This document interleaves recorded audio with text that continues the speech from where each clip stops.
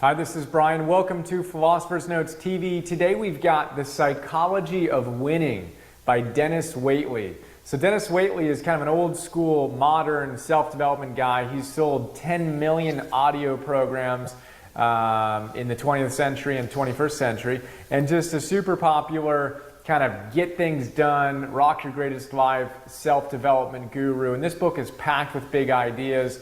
I'm excited to jump right in. We've got a lot to cover.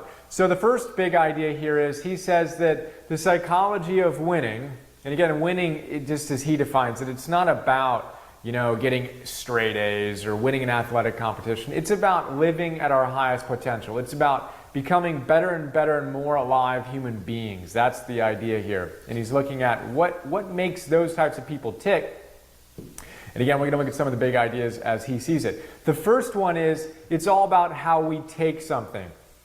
It's all about how we interpret it. Now, I talk about this in every single note, so I'm not going to go into detail on it because we've got some other stuff I want to cover. But this isn't just self-help, kind of fluff. This is deep scientific stuff. How we interpret our environment is what it's all about. And I have a couple of different quotes here that I think you dig. So he's got a big idea called, I call it the inventory bag. He says one of the most important things we can do on a daily basis is to fill up our bag, our B-A-G. He says we want to pay attention to our blessings, we want to pay attention to our accomplishments, and we want to pay attention to our goals. B-A-G, blessings, accomplishments, goals. We want to fill up our bag every day. And we know this scientifically, that gratitude is just huge. To appreciate our blessings is huge. And to appreciate our accomplishments is huge. Deeply builds our self-esteem and does extraordinary things for our overall well-being. And in fact, gratitude, as I mentioned in a lot of these notes, is one of the key ways and most effectively easy ways to boost our levels of happiness. Shift from the complaining, the criticizing, the blaming, all the things that are wrong, and focus on all the amazing things in our life. No matter what's going wrong, I guarantee you can find 5 times as many things that are right. From the fact that you're alive, to the fact that you were born, to all the amazing things that have happened throughout your life and are going on right now. So BAG, blessings, accomplishments, goals. Highly recommend you check it out. In the note, I have some space for you to journal that. Press pause, journal that right now. It'd be a great thing to do. I actually do something very, very similar, and it's huge.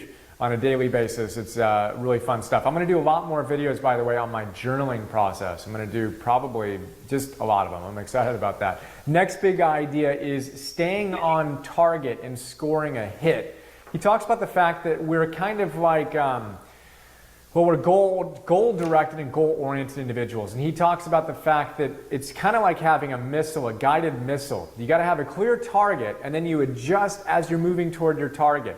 And we talk about this in psycho-cybernetics as well, and Mihai Csikszentmihalyi talks about it in Flow, how important goals are. It literally focuses our consciousness in really powerful ways that is one of the hallmarks of optimal and effective living. So he talks about this, and he says we need to make sure that our targets aren't undefined, that's not going to help at all, or too far out there. If it's out of the range, out of the scope, then we can't use our guidance system to get there. We just get overwhelmed and it kind of fizzles out.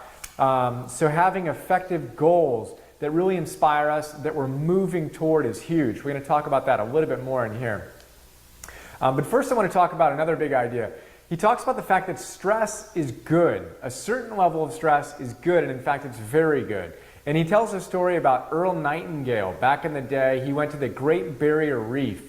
And he noticed on the Great Barrier Reef, which, 1,800 miles, right? The Great Barrier Reef extends around Australia, New Guinea, that area, right? Is that where it is? Yes, New Guinea to Australia. Haven't been there yet. Excited to check it out. So Great Barrier Reef, there are two sides to it apparently. One is kind of on the mellow side where there's not a lot of activity, and the other side is where the ocean just pounds it. What's fascinating is this side that's totally mellow, no stress at all, is dead. This side is where the bright, amazing, vibrant coral exists. And Nightingale said, why is that? And the guide said, well, you know, it's the stress that they feel that keeps them alive, that actually keeps them stronger and vibrant. And it's the exact same thing in our lives. Look at an Olympic athlete or a sprinter, for example. It's because they push themselves so intensely, they stress their bodies so much that they're so alive.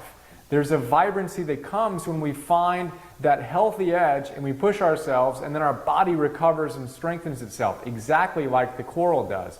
Of course, we need to recover, we need to be smart about it, but Tal Ben-Shahar says it's not that we work too hard, it's not that we train too hard, it's that we don't recover enough. Right? So it's not that we're facing too much stress in our lives per se, it's that we don't have enough recovery built in.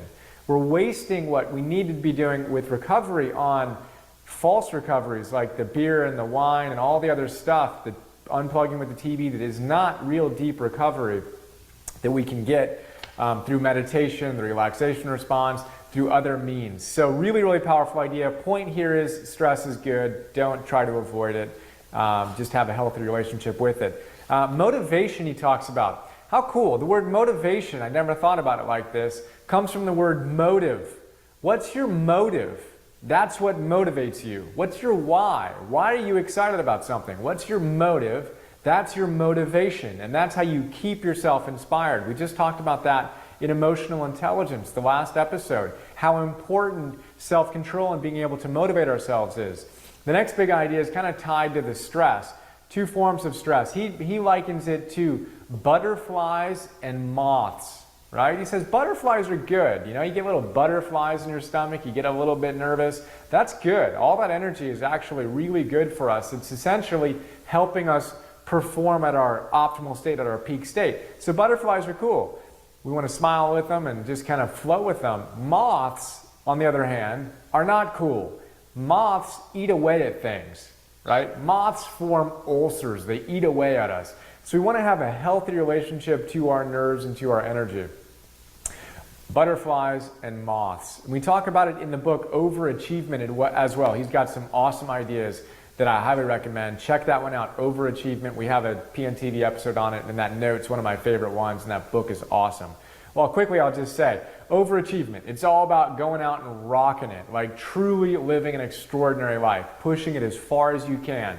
And he talks about the fact that if you really want to do that, imagine that you're a race car driver. If you're a race car driver, you want the strongest, the most powerful engine you can possibly have, a V12. Now, you got to learn to drive that thing, right? Because if you don't know how to drive it, then you might get in an accident. But if you're committed to winning races, you wouldn't swap out your V12 for a V4 just because it's a quieter ride. It might be a quieter ride, but you just got rid of all of your power. And there's no way you're going to win any race with a V4 when you need a V12 to really go out and perform. And his thing is, don't try to just get rid of stress. Learn to manage it. Learn to work with it and to perform with it at that edge. Really cool idea we talk about more again in the book Overachievement. The next big idea is personal optimism and enthusiasm. He says the hallmark of a winner is their personal optimism plus their enthusiasm for life. That's when you know you've reached a certain level that you want to be at. He also talks about the importance of concentrating all your energy, right, and getting completion. So when you come up with an idea or you have a project or you're doing something, complete it. On a macro level, if it's a business or a project, rock it. And on a small level, if it's, you know, something as mundane as getting the bills out of the mailbox, well, get the bills out of the mailbox, open them up, write the check, seal them up, and walk back out and put them in the mail. Don't have them sit there as an incompletion, stressing you out as you walk by them every day. Completions are huge. We talk about it more here and in the book Focal Point by Brian Tracy. The final idea is planning our ideal lives. He says it's insane that most people spend more time reading the news, studying the newspaper, planning a vacation, or preparing a Christmas shopping list than they do planning their ideal lives. So what can you do? What's your ideal life? Imagine you can do anything you wanted. You had everything you wanted in your life. What would that look like? Spend time thinking about that and moving in that direction. I have some ideas on what you can do on that in the note. But we need to spend time thinking about our ideal lives if we want to have it. Pretty straightforward. Well, that's Psychology of Winning in a nutshell. Hope you dug it. Look forward to sharing more with you soon. As always, have an awesome day. See you.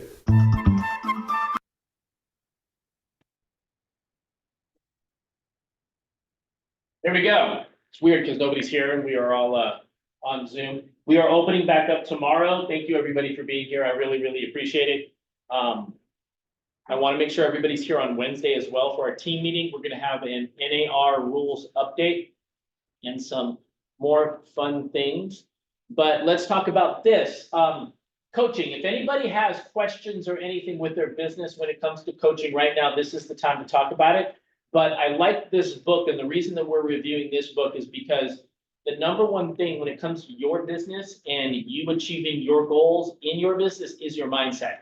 And winning, I wrote this down. This is not what was in the book, but this is just something I like to talk about is winning looks different to everybody. So my version of winning and your version of winning, it's going to be different. But the winning, the positive aspect of winning comes down to mindset and how you think about that. One of the things he said is that I like is completing projects, having personal optimism, always being positive. I really think that that's a superpower that I have, that I'm constantly being positive because there is no value in negativity. You should be positive at all times, no matter what.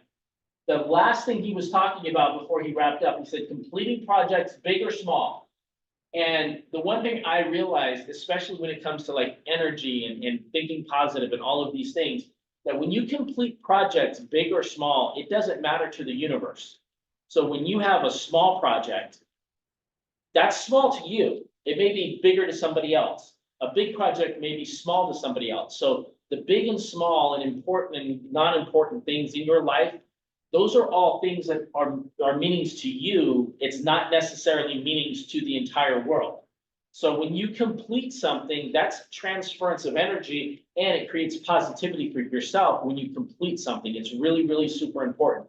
It's very easy to start things and leave things undone. Trust me, from an ADHD mind that I have, that like it's easy for me to go from one thing to the other and leave things uncompleted. So spending time thinking about your ideal life. This comes down to focus and your goals. I learned this a long time ago that it's one of the Keller Williams things that we say is like what you focus on expands. If you are constantly thinking about 20 different things and you only have 100% focus, and those 20 different things, your 100% focus is now segmented in 20 different ways. So to hit your goals and to have the ideal life that you want, you need to focus on them, which means writing them down, which means looking at them and thinking about them constantly during the day and doing things in your day to slowly get you to your goal. So what would that look like? What would getting to your goal look like? So in real estate, let's say your goal is, for argument's sake, $100,000. So what does $100,000 look like? In our office, $100,000 is roughly between 6 and 8 transactions. So that's between 6 and 8 transactions. And how do you get there? So the goal on how to get to 6 or 8 transactions is you have to start constantly talking to people and consistently following up with people. So if you have 100 people in your database, and the way the statistics work, 6% of everybody you know is going to buy, sell, or refer business out. That means 6 people out of your 100 are going to do that in the next 12 months. And the only way you know if they're going to do that is that you have to talk to them. You have to talk to all of them. You have to follow up with all of them. You have to consistently be there, and you have to take that 100 to 101 today. And then tomorrow you have to make it 102, and you have to make it 103, because if you don't, that 100 will have natural attrition. It'll go to 99. Somebody will move, somebody will lose contact with you, somebody will pass away. There's all these random reasons why there'll be attrition and it'll just naturally get lower. So you have to constantly make it grow. So growing your database by one person a day, in less than a year, you'll have doubled your database and you will be on your path to making $100,000 in the next 12 months. This is not something I made up. This is science. I've proven it over and over and over and over again. But it's the consistency of the follow-up. How do you take something? This is the first thing he said. When you take something, when something happens to you, or somebody says something to you, or just life in general happens, there is literally no meaning to anything on the world, in the planet, in the world, unless the meaning you assign to it. You assign whatever meaning that is. Something I look at, guys, Joe? No. Sorry, some people talking in the back here. When something happens, I can look at it one way and you can look at it completely different. It's really the meaning you assign to it. I deal with this with my kids. I deal with this constantly because they take something and they get offended or mad about something when it has nothing to do with them. And if you let other people upset you, and this is what I tell my kids, if you let other people upset you, you're literally letting them assign meaning for you, and then you're getting mad. You're letting them control how you feel. You get to assign meaning to everything that happens in your life, good or bad. So it's always good to go back to personal opt to being positive at all times. I hadn't heard this before. I liked it. Fill your bag, blessings, accomplishments, and goals. I think being grateful is the number one superpower you can have. You should be grateful for everything, even the negative things in your life. And I know this is something that's hard to hear for a lot of people, but you know, something negative is going to help you grow if you can use that information and that energy in the right way, even if it's like super bad stuff. Accomplishments, you've accomplished, and if you go back to some of the recordings we had a book that's called Make Your Bed that we talked about. And if you can start your day when you wake up, you make your bed, that's your first accomplishment, and then you slowly build on your day from there. And then the goals. What are your goals?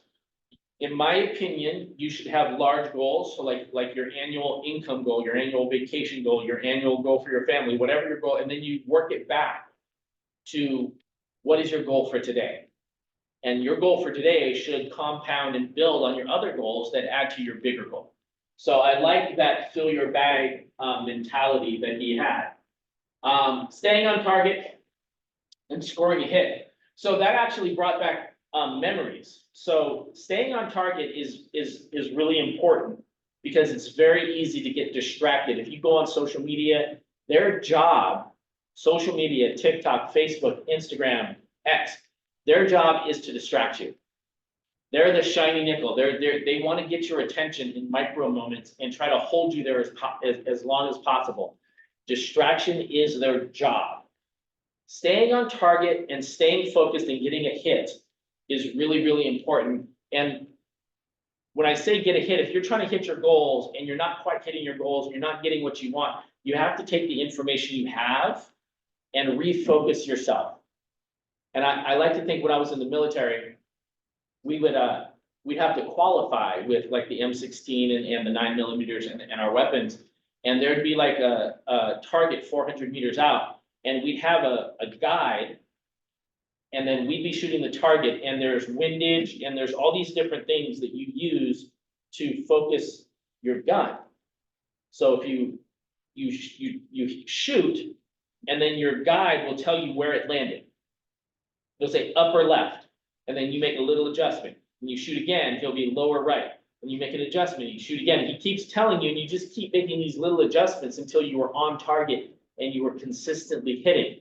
With that, your posture has to be correct, your breathing has to be correct, your finger placement has to be good. There's all these little things in addition to the focus, because focus is not easy.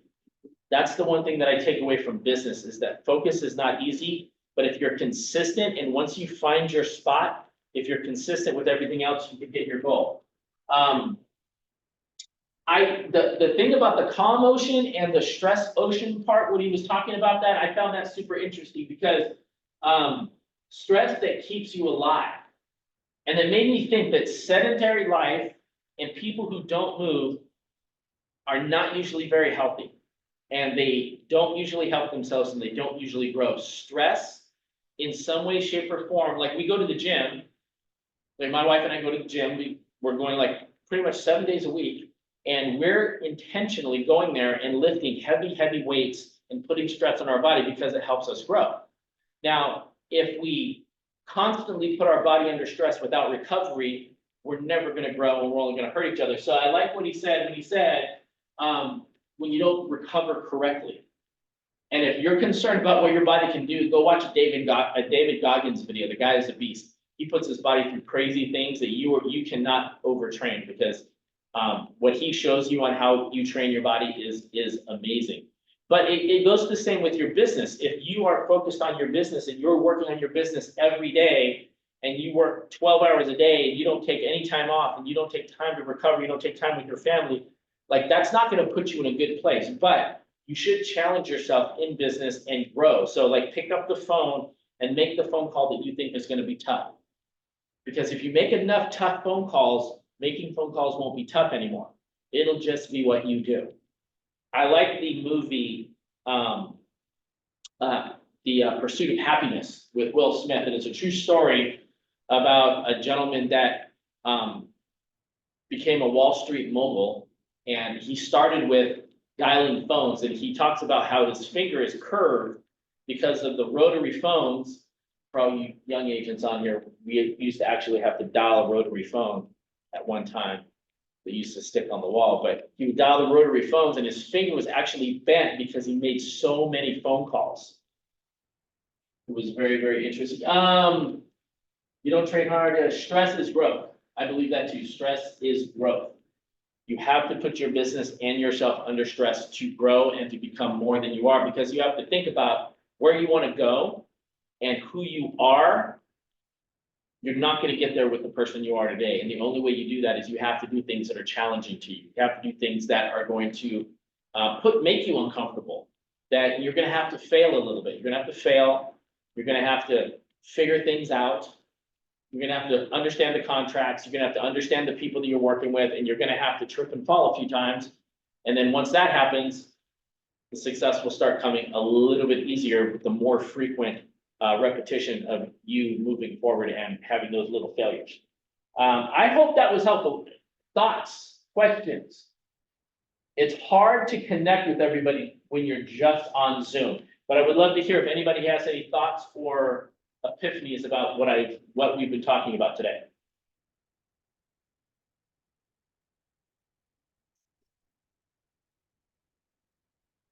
Okay.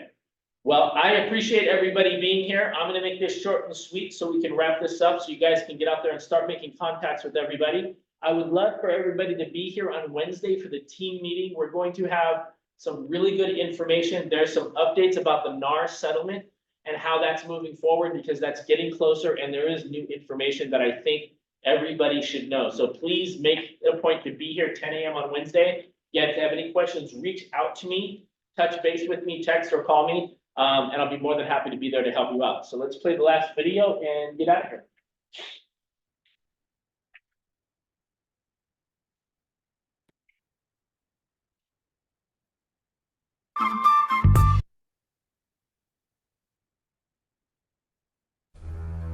How many of you can honestly look yourself in the mirror and say, I am doing my best?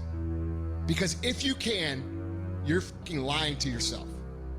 Your job right now and how you execute that job is going to create the success habits that you're going to need down the road.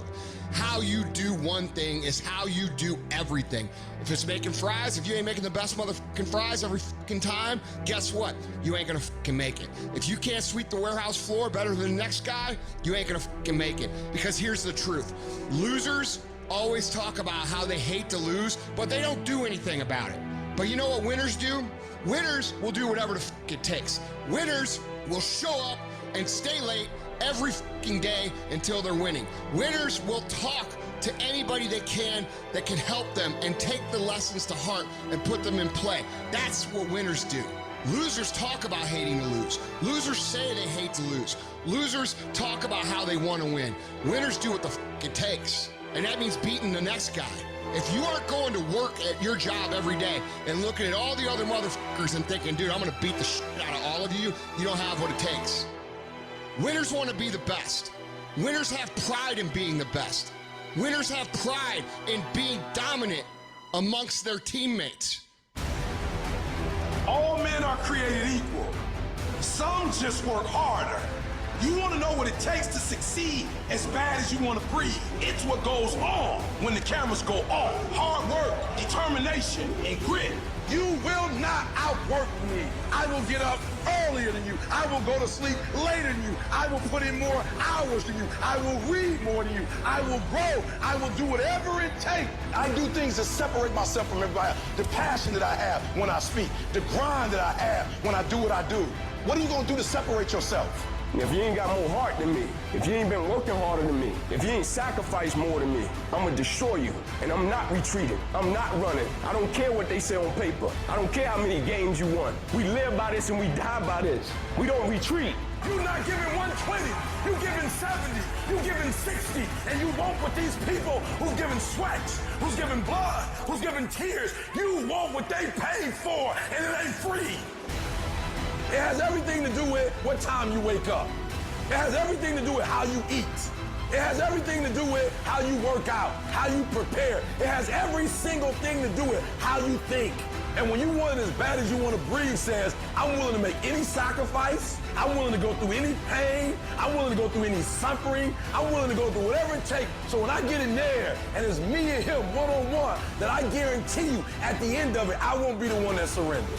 And if you're gonna be the best, the cream of the crop, if you're gonna be the apex, you gotta be it. It has to consume you. You gotta learn how not to give up or how not to give in. And you gotta understand that greatness is within you and you gotta pull it out. You gotta climb every mountain. You gotta cry if you got to, but whatever you do, you cannot give up. You cannot give in. Nobody ever said it would be easy. But I know greatness is within you and you got what it takes. Thank you guys. Everybody have a great day.